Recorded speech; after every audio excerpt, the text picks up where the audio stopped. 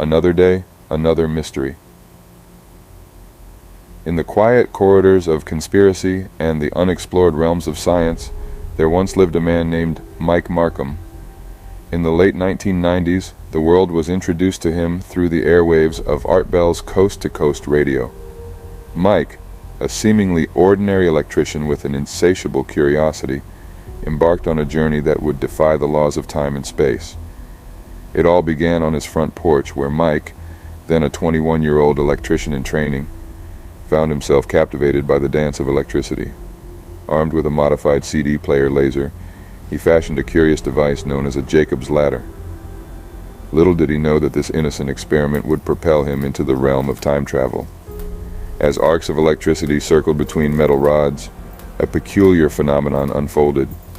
A circular heat mark appeared on his porch, hinting at the creation of a vortex. Undeterred by the strangeness, Mike tossed a sheet metal screw into the vortex, only to witness it vanish momentarily before reappearing a few feet away. What were you trying to do in the first place? Originally I just set out to make a fancy Jacob's ladder, and this was like what it turned out to be. I didn't like... Right, a lot of people don't know what a Jacob's ladder is. Tell them what it is. Simply, in a nutshell, it's like two metal rods with a spark going up in between it. And once it reaches the top, it starts back to the bottom again. So, that kind of deal, right? Yeah. Like from a Frankenstein movie. Yeah, that's where they got started at. Fueled by this inexplicable occurrence, Mike's experiments took a daring turn.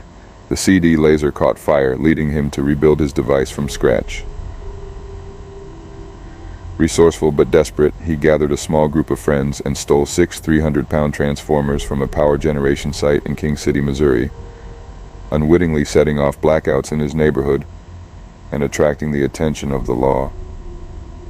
After a brief stint of 60 days in prison, Mike emerged in 1996 with a determination to share his discoveries.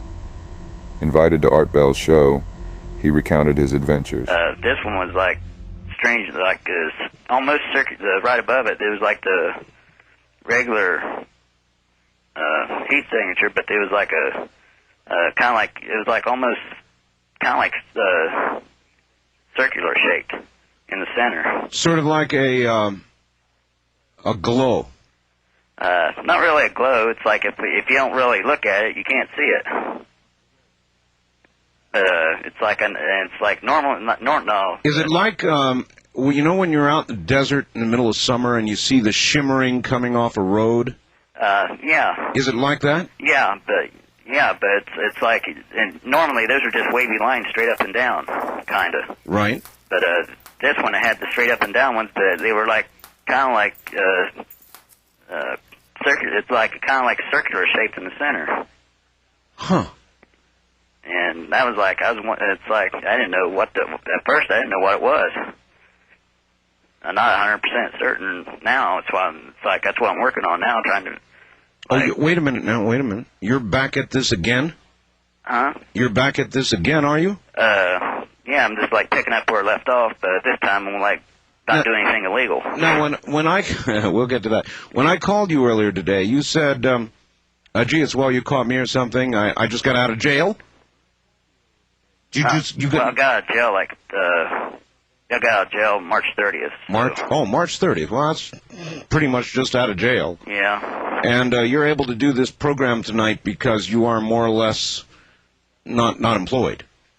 Yeah, I got all kinds of free time right now. Were you employed, Michael, back when you got in trouble? When I was arrested, yeah, I was. So did in fact, I was like supposed to go to work the next day. So in other words, I got arrested. So in other words, this cost you your job. In a way, because there's like other things branching off this, but my boss thought it contaminated his plant with PCBs, but that's another story.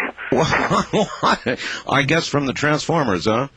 Yeah, because one of the Transformers that... Well, wait a minute, we're getting ahead of ourselves here. Yeah. Vowing to stay within the bounds of the law, little did he know that the call of time travel would soon lead him into murky waters. Markham got in trouble with the law again and was evicted from his apartment for allegedly using his time machine to transport a cat over a block away. Markham claims this was untrue.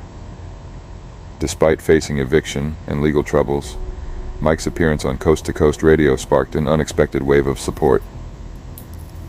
Listeners, fascinated by the prospect of time travel, poured over $20,000, a Kansas City warehouse, and $1 million worth of equipment into Mike's hands. Within the confines of his new laboratory, suspended several feet in the air, Mike built a colossal time machine. Guinea pigs became unwitting pioneers as he tossed them into the vortex, claiming they vanished and reappeared in the warehouse parking lot. A bizarre spectacle witnessed only on the east or west side, never the north or south. In a daring turn of events, Mike decided to test the machine on himself in 1997. Ready for whatever happened, he plunged into the rotating magnetic field, only to awaken in a desolate farm field in Ohio, over 800 miles away. Cold, hungry, and disoriented, he discovered that he had somehow lost 2 years, finding himself in the year 1999. Returning to his Kansas City warehouse, Mike was met with an eerie emptiness. The notes, records, and the time machine itself had vanished without a trace. The tale of Mike Markham, the time traveler, became a cryptic enigma, leaving behind a trail of speculation and unanswered questions. The story of his vanished experiments now exists in the annals of internet lore, a fascinating journey into the unknown realms of time